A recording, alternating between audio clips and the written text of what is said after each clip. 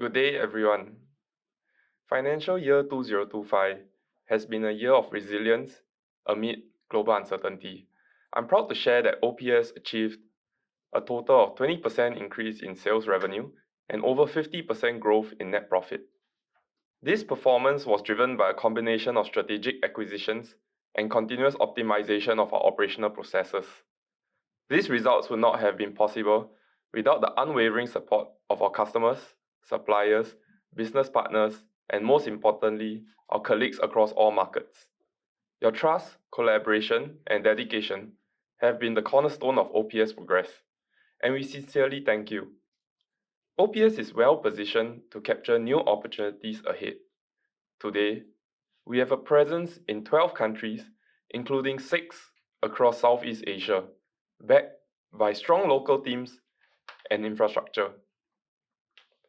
This enables us to provide global support with local supply chain and financing efficiencies, regardless of where our customers operate, be it in Southeast Asia, Greater China, or the Americas. Looking ahead to financial year 2026, our growth will be focused on 3 key industries: medtech, semiconductors, and 5G network communication. We will leverage on our existing supply chain capabilities and continue to invest in new competencies to better serve these sectors. Finally, partnerships continue to play a critical role in our expansion. In 2024, we acquired International Materials Supplier, also IMS, strengthening our foothold in Taiwan's electronic industry. We also launched 2 major collaboration projects with A-Star Singapore.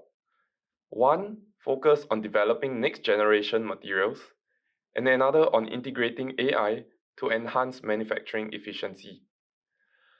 In 2025, we acquired PLUS Shanghai, soon to be rebranded as EcoPoly Global, extending our presence in China. Additionally, we signed an MOU with advanced material companies in Taiwan to explore bamboo-based alternatives to plastic for sustainable packaging.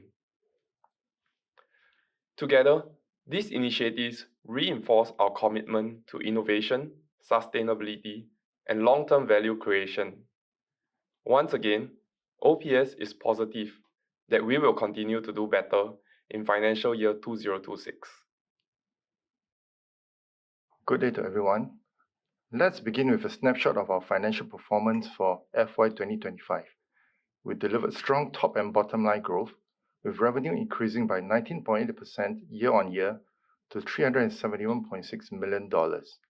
This was driven by robust customer demand, well-executed pricing strategy, and contributions from our newly acquired subsidiaries.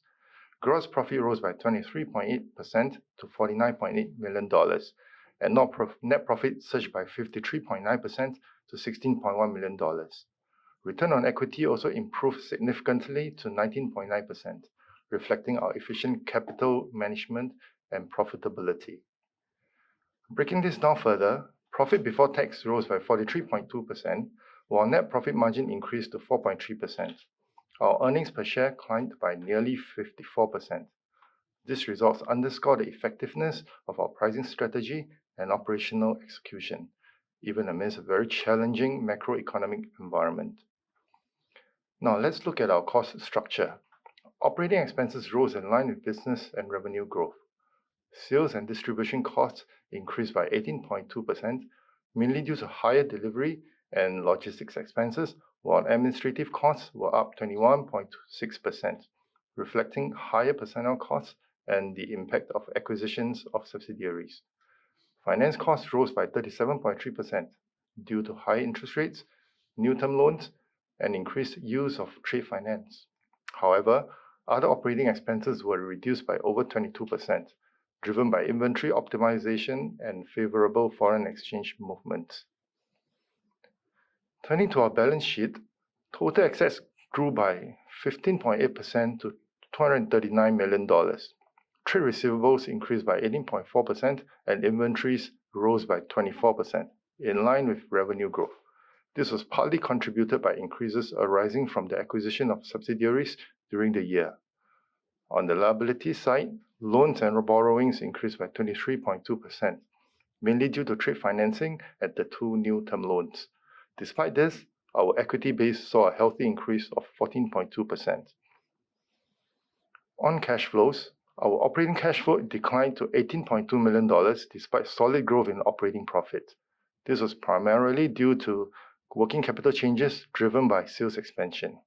Investing cash outflows increased due to acquisitions and capital expenditures. Financing outflows also rose, driven by higher loan repayments and dividend repayments. And that said, we ended the year with a stable cash position and generated positive free cash flow of $10.7 million, ensuring we remain well positioned for future growth. These results reflect our resilience, strategic focus, and readiness to capitalize on future opportunities. And this concludes the explanation of the financial results for the fiscal year ended March 2025. Thank you. ここからは日本法人の代表を務めております重田より、今期2026年3月期の業績見通しについてご説明申し上げます。まずはこちらのハイライトをご覧ください。売上収益は前期比 28% 増の4億8000万ドル。売上総利益は 15% 増の5700万ドル。当期利益は 12% 増の1800万ドルを見込んでおります。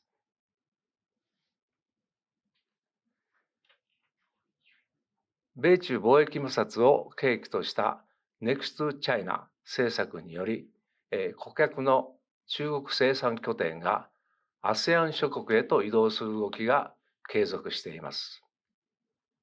この流れに伴い、商圏の拡大が進むとともに、主要顧客による新製品の発売などを背景に、ASEAN 諸国の市場は引き続き堅調に成長しております。さらに、台湾および中国の2社の買収により、大中華圏での顧客基盤の拡充も期待されており、これらの要因を踏まえ、全体で約3割の増収を見込んでおります。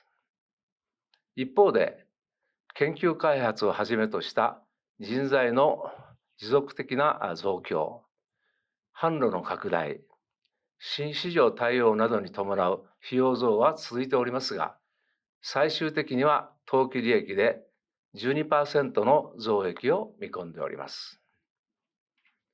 ただし、世界的な紛争や地政学的リスクの高まり、依然として続く高金利環境、サプライチェーンの混乱の長期化といった不確実性も依然として存在しております。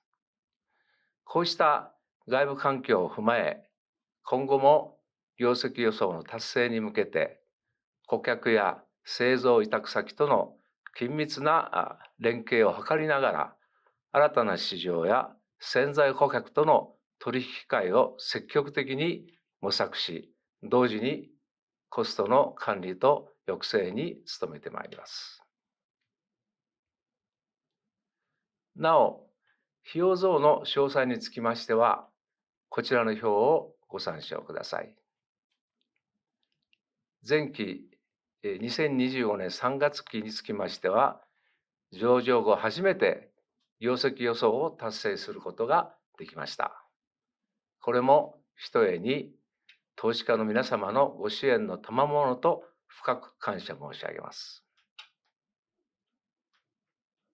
今期につきましても引き続き業績予想を達成し、投資家の皆様のご期待にお応えできるよう、経営陣一同全力で取り組んでまいります。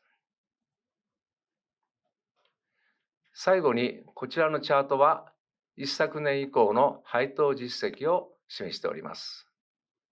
今期も経営基盤と財務体質の強化を進め、安定した配当の継続を目指してまいります。私からの説明は以上です。ご清聴ありがとうございました。